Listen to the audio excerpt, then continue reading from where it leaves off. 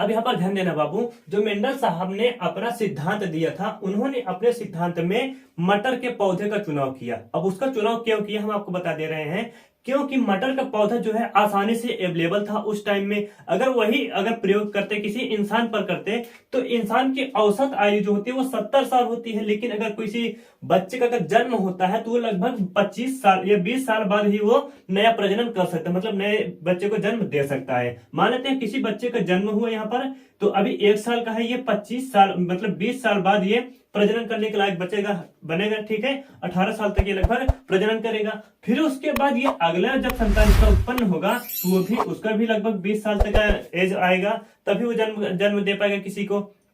तो इसीलिए मेंडल ने देखा कि ये 20 साल लग रहा है, मतलब ज्यादा लग रहा है, 40 साल अगली जनरेशन को हमें देखना है तो हमें 40 साल इंतजार करना पड़ेगा।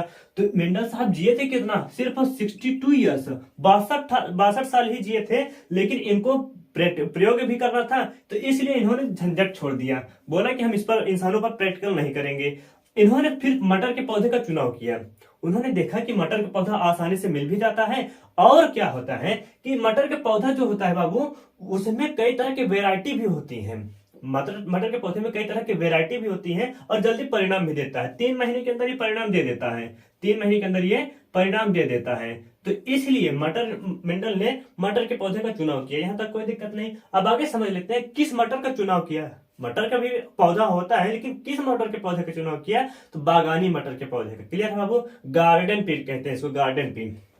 मेंडल के प्रयोग में जो पौधे लिए उनमें अलग अलग लक्षण वाले 7 वेराइटी की, अब 7 वेराइटी के जो थे उनका 2 पौधे लिया। अलग अलग लक्षण वाले 7 वेराइटी के 2 पौधे का चुनाव किया। 2 पौधे कैसे थे देखो, पहला है फूलों का रंग, एक पौधा लिया फूलों का रंग पर, और उसमें देखा कि बैगनी और लाल है, और अगला जो अप्रबल है वो सफेद है। इसमें प्रबलता में लिया बैगनी और लाल में, और फिर अप्रबलता में सफेद लिया। तो एक पौधा ये हो गया, एक पौधा ये हो गया, 2 पौधे हो गए। तो फूलों के रंग के आधार पर 2 चुनाव किया, ठीक है। एक लाल था, एक सफेद था, कोई दिक्कत नहीं है। फूलों की स्थिति जो थी, फूलों की स्थिति देखे थे कि जो फूल है बाबू वो ऊपर है, अक्ष पर है, सॉरी अग्रभाग पर है, या फिर देखा कि अक्ष पर है। अक्ष इसको कहते हैं जो साइड में निकले होते हैं, यहीं से भी फूल निकल आते हैं, हर गांठों पर फूल निकल आते हैं। किसी किसी मटर में आप देखे होंगे कि हर गांठों पर फूल निकल आते हैं, लेकिन कोई कोई मटर ऐसी होती है वो छईवा टाइप में होती है, ऊपर जाके तभी वो फूल उसमें खिलेगा। जैसे अभी आपको हम दिखा रहे हैं एक मटर का, ये देखो, ये मटर है अक्षवर्ती बाबू। यहां से देखना कि एक गांठ यहां से है तो एक गांठ पर यहां से एक फूल निकला हुआ है, एक गांठ अगली गांठ यहां पर है तो यहां से भी निकला हुआ है मटर का एक फूल, अगला गांठ यहां पर है तो यहां से एक फूल निकला हुआ है। तो इसको क्या कहेंगे बाबू, इसको कहेंगे हम अक्षवर्ती, ठीक है। कुछ मटर ऐसी होती हैं जिनका बिल्कुल ऊपर टुंडिया पर सभी फूल लगे होते हैं और वहीं पर मटर भी फलती है। क्लियर है। अब आगे देख लेते हैं कि जो मटर का ये अग्रस्त और समझ गए तने की लंबाई के अनुसार, तने की लंबाई देखा कि कौन लंबा है कौन बौना है, बौना मतलब नाटा टाइप में है, तो लंबे का चुनाव किया और बौने का चुनाव किया। क्लियर है। उसके बाद फली का रंग देखा, कुछ फली हरी थी, कुछ फली पीली थी। जो छीमी आती है ना, छीमी का रंग देखा कि कुछ में हरा था और कुछ जो है पीला टाइप में था, तो उनके भी पौधे का दो पौधे उनमें भी लिए। फिर आगे देखा कि पकी हुई फली की आकृति कैसी थी, तो पकी हुई फूल जो फली थी वो कुछ फली जो है फूली हुई थी और कुछ फली बीच बीच में धसी हुई थी। देखो बीच बीच में धसी हुई कैसी रहेगी, जैसे मान लेते हैं ये फली जो है ये फूली हुई है, ये छीमी है, ये इसकी फली जो है पकी हुई है, लेकिन एक फली और लिया तो उनकी फली जो थी वो बीच बीच में धसी हुई थी। आप कुछ छीमी को देखेंगे, मटर को देखेंगे, उसकी जो फली होती है वो बीच बीच में ऐसे धसी हुई पाई जाती है, उनमें ऐसा लगता है कि बीज मोटे मोटे हैं, ऐसा लगता है। ठीक है। तो इनके आधार पर 2 पौधे का चुनाव किया, एक का जिनका फूला हुआ था, एक जो बीच बीच में धसी हुई थी। यहां तक कोई दिक्कत नहीं। आगे है बीजों की आकृति। फिर उसके बाद देखा कि कुछ बीज जो है वो गोल हैं, कुछ तो झुर्रीदार हैं, कुछ बीज जो है गोल होते हैं, कुछ बीज झुर्रीदार होते हैं, ऐसे झुर्रीदार होते हैं। क्लियर है। उसके बाद देखा कि कुछ अगला पौधे का चुनाव किया बीज पत्रों का रंग देखकर। ये बीज है, इसका अगर निकोल देंगे, छील देंगे, छीलने के बाद इसमें 2 बीज निकलते हैं, 2 पत्र निकलते हैं। एक ऐसे आता है, एक ऐसे आता है। क्लियर है, जिसको हम कहते हैं दाल। क्या कहेंगे बाबू? दाल कहेंगे। अब इनको कहते हैं पत्रक। अब पत्रों के अनुसार उनके कुछ में देखा कि पीला रंग है, किसी का पत्रक पीला रंग है, किसी का जो है हरा रंग है। तो इसके अनुसार भी दो पौधों का चुनाव किया, एक पीला एक हरा। तो मेंडल साहब ने अपने प्रयोग में टोटल 14 पौधों का चुनाव किया, जो कि सभी के सब मटर के थे, लेकिन वो उनकी वैरायटी भी अलग अलग थी। ये है आनुवंशिकता का सिद्धांत का। अब समझ लेते हैं प्रथम नियम क्या है। इसी के अनुसार इन्होंने इन सब में क्रॉस कराया था आपस में, एक पीढ़ी, दो पीढ़ी, तीन पीढ़ी, ऐसे में क्रॉस कराया था। तब उन्होंने देखा था कि 3 नियम इसके बन सकते हैं। तो तीनों नियम अभी हम आपको बताएंगे, बिल्कुल एक्सप्लेन कर देंगे। यहाँ पर सबसे पहले समझ लेते हैं कि कुछ को कैपिटल टी माना क्योंकि वो शुद्ध थे। कुछ पौधे जो है कैपिटल टी माना उनको वो शुद्ध थे। स्मॉल टी शुद्ध बौने थे, ये शुद्ध लंबे, ये शुद्ध बौने थे। क्लियर है। उसके बाद पी को देखा कि जो कि पहली पीढ़ी थी, पिता वाली थी, तो इसको पैरेंटल नाम दिया। क्या नाम दिया? पैरेंटल। पैरेंटल को पैतृक भी कहते हैं, पैतृक पीढ़ी या फिर पैरेंटल जनरेशन। एफ को कहते हैं फिलियल जनरेशन। क्या कहेंगे बाबू? Filial generation. फिलियल मतलब होता है संतति को, संतति जनरेशन, संतति या पीढ़ी। क्लियर है। अब यहाँ पर P1 P2 आएगा, F1 F2 F3 ऐसे भी आ सकता है। तो अगर P1 आया तो समझ लेना कि फर्स्ट पेरेंटल जनरेशन, F1 आया तो फर्स्ट फिलियल जनरेशन, मतलब प्रथम पैतृक, प्रथम संतति पीढ़ी। क्लियर है। अब यहां पर समझ लेते हैं कि जो मेंडल साहब ने प्रभाविता का नियम दिया था, लॉ ऑफ डोमिनेंस थ्योरी, इसको देखेंगे बढ़िया से बेहतर समझ में आएगा आपका। पहले सबसे पहले उन्होंने दो अलग अलग पौधे का लिया, एक लिया लंबा वाला, एक लिया लंबा वाला।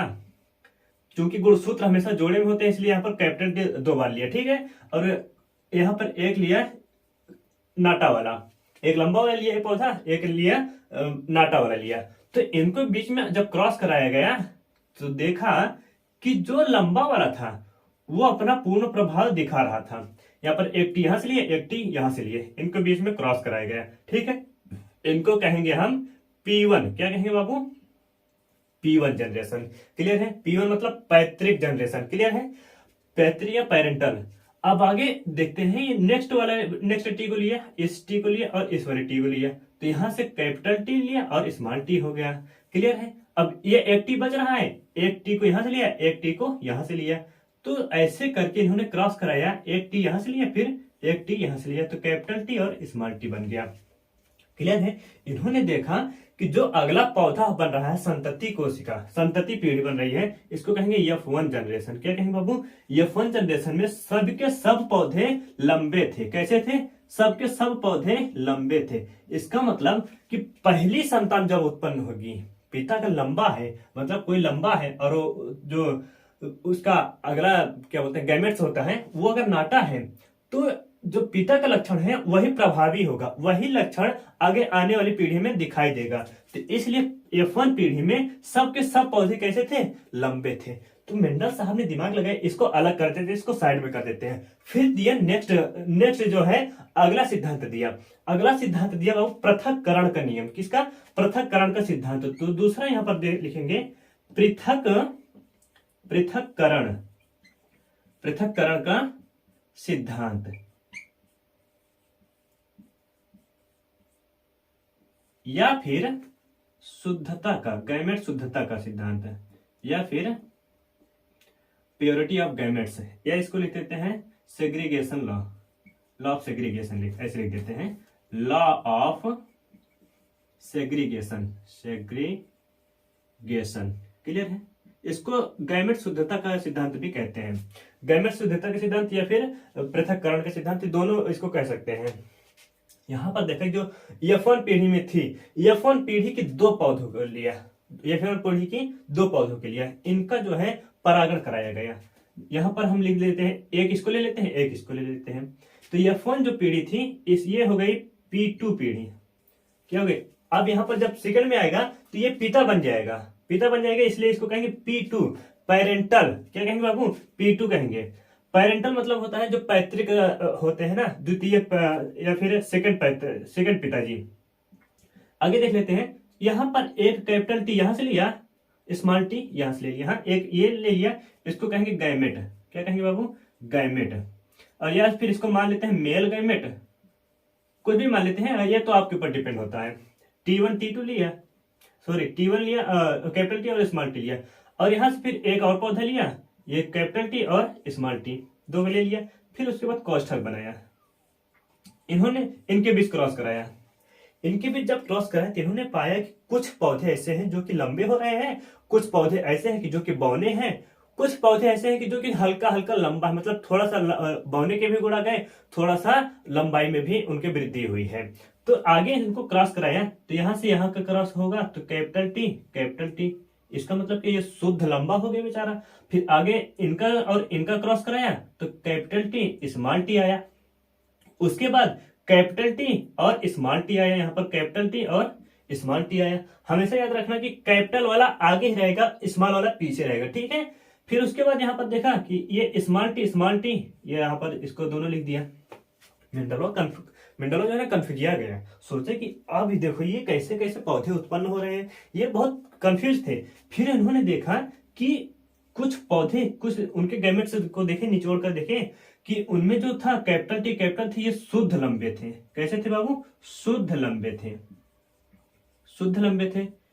तो दिखावट के अनुसार पर, और ये जो कैपिटल टी दोनों में है ना, ये लंबे तो थे, इनके में लंबे की जो प्रभाविता का भी बताया ना कि प्रभाविता का लक्षण में जो था वो प्रभावित थे, वो भी लंबे थे, तो इसलिए यहाँ पर ये दोनों भी लंबे होंगे। लेकिन इसमें इन दोनों में थोड़ा सा शुद्ध की तुलना में थोड़ा सा ये छोटे होंगे, हल्का सा छोटे होंगे, लेकिन उनको नाटा नहीं कह सकते। और अगले को देखा कि ये बिल्कुल नाटा हो गया, तो इसको जो नाटा हो गया इसको अलग कह दिया, ये नाटा हो गया बिल्कुल बेचारा।